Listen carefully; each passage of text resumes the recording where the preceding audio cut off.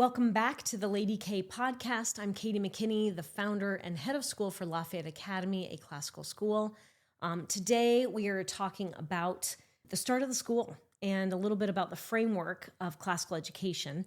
This has definitely been a very interesting journey. I often get the question, what mind were you to actually start a school? And so it has a variety of length of answers, but I thought today I'll kind of give you an idea on how this idea came to be.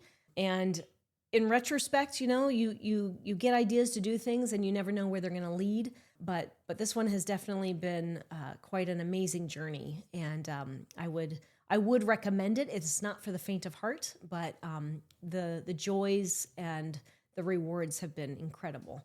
So I'll take you back to homeschooling. My kids were about 6 and about 9. And we were homeschooling in our kitchen, and I had really wrestled that year as to what curriculum to use. And I attended I think it was a St. Charles homeschooling fair or convention, and surveyed a ton of different curricula and settled upon a number of classical curricula.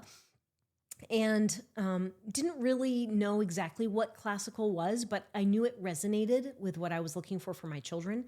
And so we adopted that, came home and got to work. It included Latin, it included diagramming sentences, it had a writing program, obviously a rigorous math program, and science that was connected to the ancients, which was fun, and of course history. Susan Wise Bauer has a phenomenal history program and very hands-on, and loved that. It was incredible. Anyway, there was a moment at which, and we memorized poetry. One of them was called The Caterpillar by Christina Rossetti. And my 2 older children were memorizing this, and it took them a few days, whatever. There's a process to learning poetry, and my 2-year-old is sitting there playing Play-Doh and doing goopy goop and all the things I could do to keep him busy while I'm working with the other 2. And we had, my oldest, she got up there and she did her little presentation of the caterpillar, and she sat down. And then my next son, who's 6, he got up and he did his. And then I'm like, okay, we're going to move right on. And then all of a sudden my 2-year-old in his broken English says, can I try? And I'm thinking, he's never even said it out loud once. So I thought, okay, I'll humor him. So he gets up there and gets all ready, and he does his rendition of the caterpillar. I have it on video. I was blown away. It was, in a 2-year-old's vernacular, it was perfect. And it was at that moment where I was like, holy smokes, the process that I was using to teach poetry, memorization of poetry to my older kids, was being, unbeknownst to me, absorbed vicariously by my 2-year-old, and I had no idea. And it was at that moment that I recognized that there was something different about a classical curriculum. My next moment was when we were diagramming and doing Latin, and my daughter was like, I love this. And I was kind of like, who are you? Because I remember diagramming in 6th grade. It was definitely not my favorite subject. And so the fact that she was loving that, I thought was very interesting. And then there were other moments where we would be doing writing or doing history, and these incredible moments would come up. And I literally would look around the kitchen and say, who's here to witness this? Because it was way beyond my expectation as a parent as to what my child could potentially achieve. And there was no one there except me to witness this. And as I was doing this live, but I was also constantly reflecting on the amazingness of this curriculum. I was like, the only people who will be able to experience this are like homeschooling parents. Okay, now this was 2013, 2014. And at that time, homeschooling was still kind of gaining momentum. It was gaining momentum, but not as big as it is today, 10 years later. But I was like, what a shame that only homeschooling parents, I was not even thinking about classical schools, but that they would be the only ones to witness this beauty.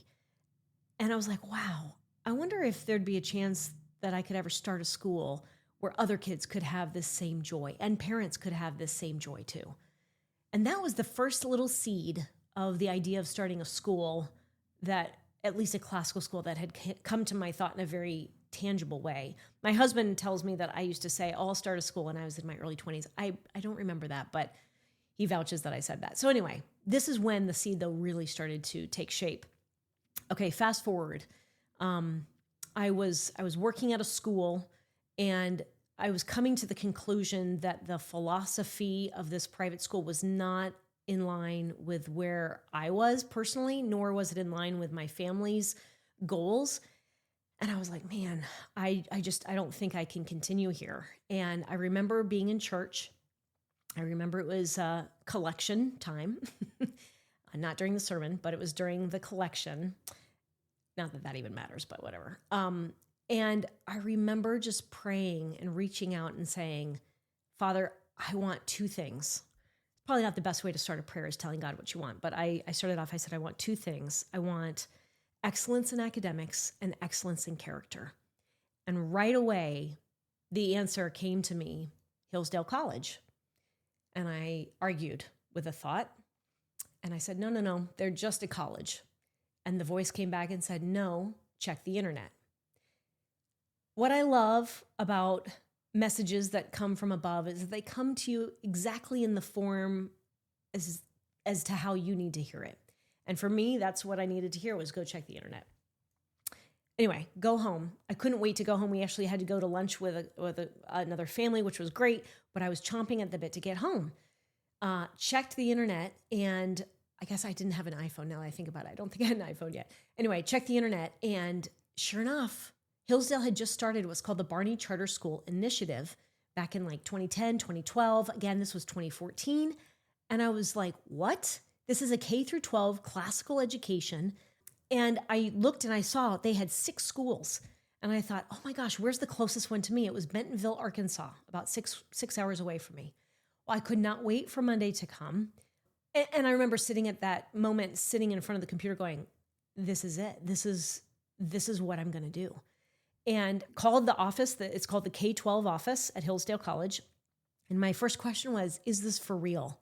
Because to me, it would be the cream of the crop if we could have as rigorous a K-12 education as I knew existed at the college. And they said, yeah, it's real. We have 6 schools in operation. And I was like, wow, this is phenomenal. So from that standpoint, what I learned was that their model was focused on charter schools. And doing quick research in Missouri, the person who I spoke with, Becky Lincoln, and myself found that Missouri is not friendly or does not have charter schools except for in the city, in St. Louis City or in Kansas City. Well, being an hour outside of the city, I knew that I was not going to drive an hour one way with my kiddos to start the school. So long story short, I came to the conclusion I had to go the route of the private school. Now, if you don't know the difference between private and public, or private and charter, or public school for that matter, charters are under the umbrella of public. It's just the funding model is different. So public schools and charter schools under the Public Board of Education are funded by taxpayer dollars, okay? So we pay our tax dollars, that goes straight to the schools, they open up and they get going. And so we're all paying for public school education. On the flip side with private ed, though you're paying your public school dollars, those dollars do not go into private education. The private education is paid for with tuition dollars.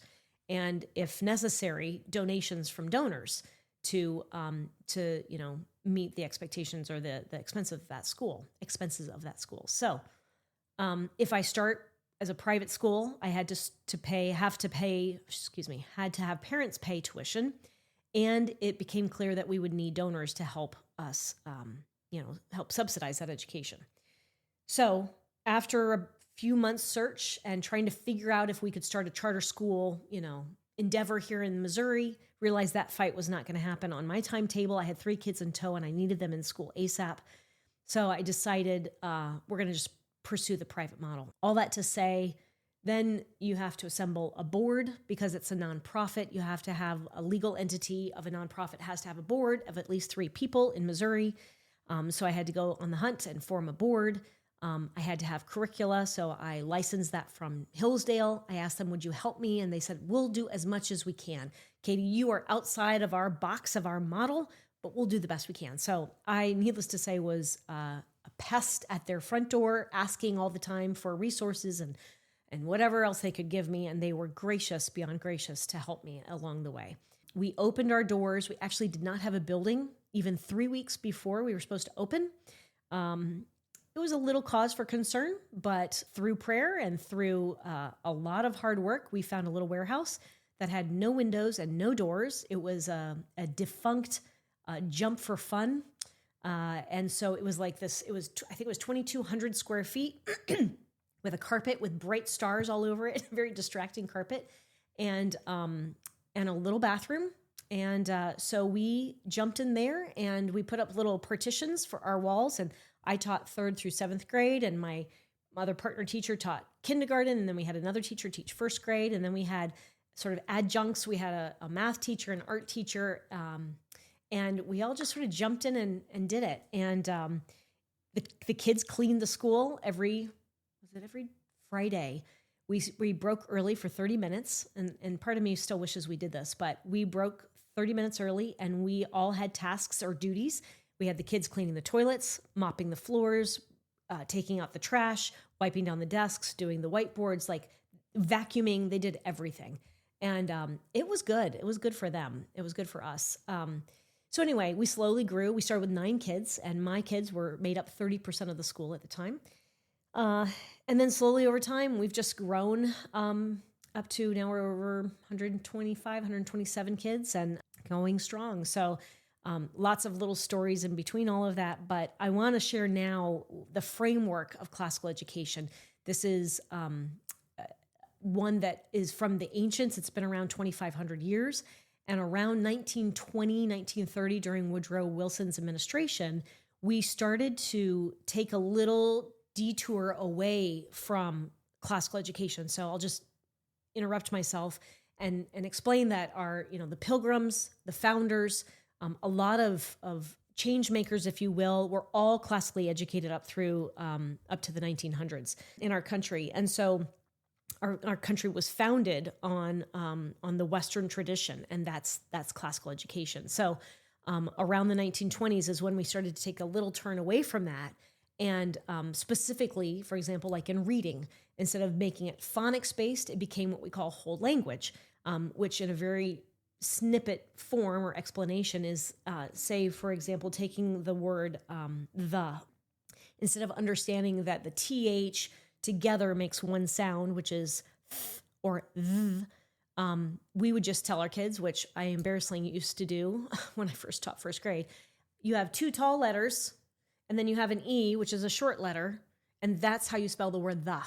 And literally, we'd say, look at it, memorize it, and that's it. Like, I didn't even know what phonics was 25, 30 years ago. So we took that little turn away in the 20s away from phonics instruction, and we taught what's called whole language. And now we're 100 years away, and we are miles away from where we used to, how we used to teach education. Okay, so classical education has a framework, and it's called the Trivium.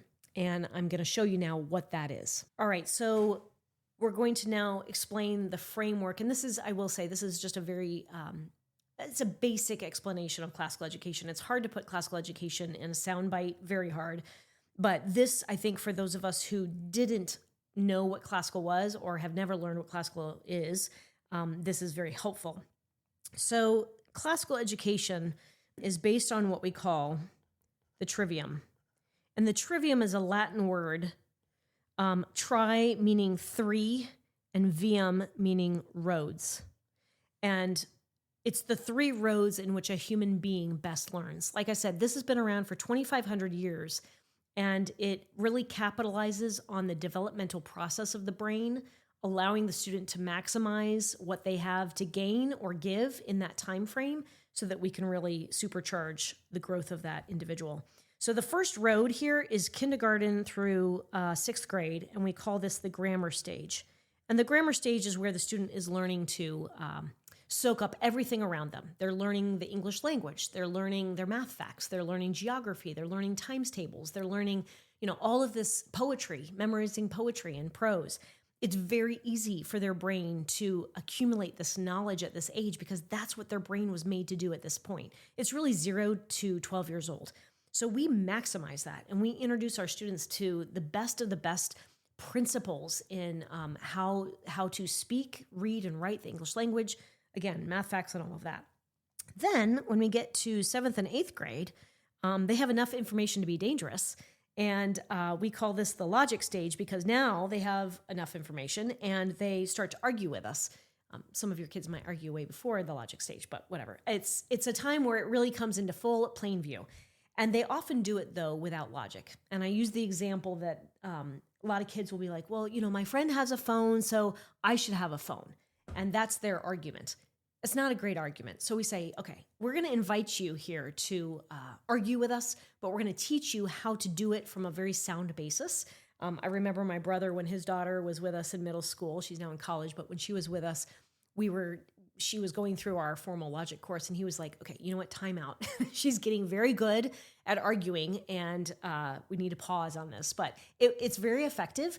Let me interrupt myself really quick and tell you a quick story. My son, who also he's just a great kid, but he got grounded at one point, and he was grounded for an entire week. It was a pretty severe punishment, but that's what it called for. And about 2 or 3 days in, he was actually taking this class called Formal Logic, and he was learning how to make a proof in writing to prove your point. And he says to me as I'm making dinner one night, he says, Mom, if I can show you through writing that this grounding is illegitimate, basically, would you let me free? And I said, well, let's see. So he goes and he grabs a piece of paper, he starts writing it out. He writes an entire page of a proof as to why he should not be grounded. To verify its authenticity, I had him take it to his teacher who was teaching the class, and the teacher was like, no, this definitely is solid. So we let him out. I think it was 1 or 2 days prior to his full sentencing. Anyway, what I loved about that was a 14-year-old was not slamming doors. He was not arguing with us. He was not calling us, stupid parents or I hate you.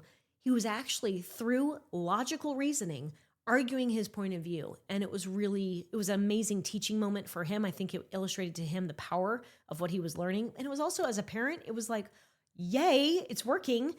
So the 7th through 8th grade time is a time for these students to learn how to formulate their arguments. Then 9th through 12th grade, we call this the rhetoric stage. And the rhetoric stage is where now our students are learning to persuasively argue their point of view. That class that I was talking about actually happens right here. It's the formal logic and rhetoric class. It's a whole year, it's 2 semesters. So in any case, they're learning how to persuasively argue their point of view. And right here, 12th grade, is the capstone project where they write their senior thesis. And they basically, it's a 20-page paper on something they're passionate about, bringing all 3 of these roads together. And what they're doing is they're really pulling the facts together. They're using their reason, and they usually can persuade you or persuade me to their side of the table. So that senior year, once they get that paper done, they are then arguing verbally in front of our faculty their thesis, and they have to defend it. So it's a very powerful ending to their senior year, and it really pulls together all 3 of these roads so that we can see the human being in its full glory. Because they have learned all along the way, these 3 roads, again, maximizing what the human brain is doing at the right time so that they are frankly being filled and being fed appropriately to really maximize what they have to give. This is not something you're going to see in the schools. Oftentimes, a lot of these roads are reversed. You've got things in the rhetoric stage happening way back here in 1st and 2nd grade, and kids don't even have enough knowledge to have anything to think about yet. Or I have heard heads of schools say, you know what, they have their phone, they can just look it up. The problem with that is if they don't even know it exists, how do you look something up? So there's got to be a different answer. And to me, the answer is this with the Trivium. It's a beautiful basis, a beautiful framework to maximize the human being. There's also a thing called the Quadrivium, which expands the Trivium, and we can talk about that at a later date. But I wanted to just give you this basis to show you that this is what a classical education is based upon, and it's a beautiful thing. And you know what? I'm sorry, I'll say one more thing. This Trivium, what's beautiful about it is not only is it happening K through 12, but there's also little mini Triviums happening within each year. I'll give you a quick example. 1st grade, right in here, when they're learning how the English language works, they're learning all of the 72 phonograms and the 40 plus spelling rules. When they get to the end of 1st grade, end of 2nd grade, they could school an adult on how and why the word little has an E at the end of it. Not only will they know all the sounds of that word, but they will be able to rhetorically defend why it is spelled with the letter E.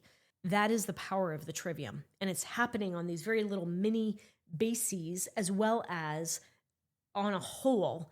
And then again, when we get to that senior year and they are putting together that beautiful capstone paper and then defending it verbally against our faculty, it's a very special moment for the child. It's a special moment for the parents. And you know your child is ready to go out into the world to be a blessing because they know how to learn. They know how to critically think. They know how to govern themselves. It's very powerful. It's like a mini master's program, but it's the power of a classical education. And if your child is getting it, congratulations, you're on a great path. If you haven't yet sought out a classical education, I would highly suggest and encourage you to do so. And I hope this has been helpful to get a little better perspective on what classical education is all about.